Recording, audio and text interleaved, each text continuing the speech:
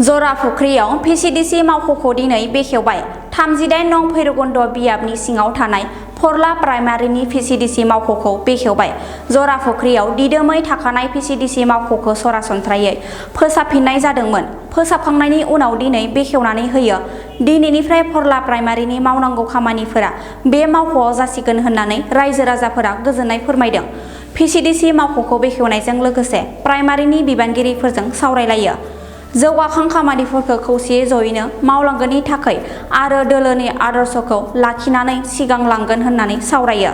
हाबाफारियाव भैरबकुन्द ब्लकनि टिसिएलसिसि मासिगिरि खनेश्वर औवारिया गाहाय आलासि महरै बाहागो लानानै पिसिडिसि मावख'खौ बेखेवनानै होयो। लोगोसेयैनो बाहागो लायो फरला पिसिडिसिनि मासिगिरि माइना बर', भैरबकुन्द ब्लकनि नेहाथारि जन नार्जारि, भैरबकुन्द ब्लकनि लेङाइ नेहाथारि भबेनसन दैमारि आरो फरला प्राइमारि बिपिएफनि आफादगिरि दायुद दैमारि मोना।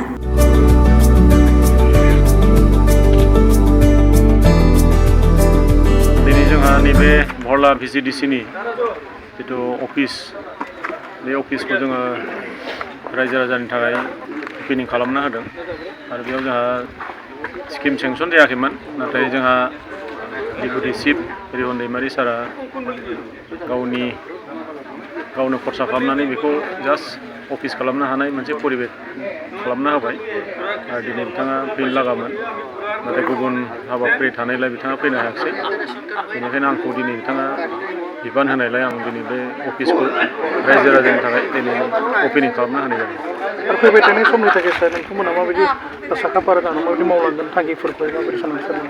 दा जों दिनै सरकार दाखांनायनि उनाव जोङो गिबियावनो दायो जों बिसायख'थिनि सिगां जिथु मोनबा गेरेन्टिनि खोथा बुंदोंमोन।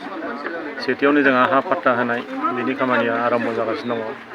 बेनि उनाव जोङो स्किल डेभेलपमेन्टनि गेजेरजों जोङो लाइमोन सेंग्रा सिख्लाफोरनि थाखाय बोसोराव 100 जिथु रां बाहायनायनि खोन्थामोन, जों बिनि थाखाय जों इतिमध्ये जों बेनिफिसियारि सेलेक्सन खालामनाय जिथु प्रसेस जोङो 99% दिनै फोजोबबाय।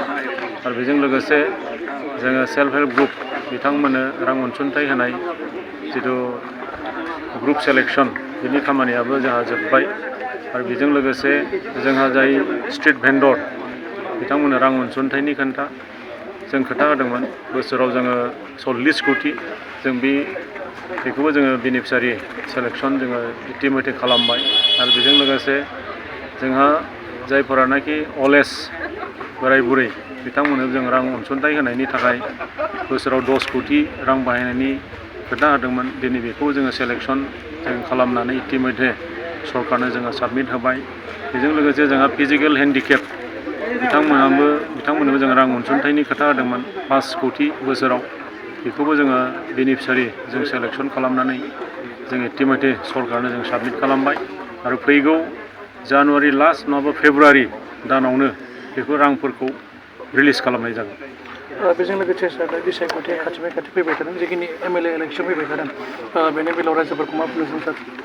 जोंथ' बिपिएफ राजखान्थि हान्जा हिसाबै फैबाय थानाय जिथु 2022 मायथाइनि जे जोंहा बिधान सभानि बिसायख'थि जानो थांगासिनो दङ। दिनै जों बे बिसायख'थियाव जोंनि बिटिसि हालामाव जोंहा 15 जन MLA सेगमेन्ट दं। बे 15था MLA सिटआव जों दिनै बादायनो थाखाय साखाफारा जानानै दङ। आरो इतिमध्ये जोंहा नैबे मागो दमासिनि उनावनो जोंनि फोसावदिं मेलफोरा आराम्भ जागोन।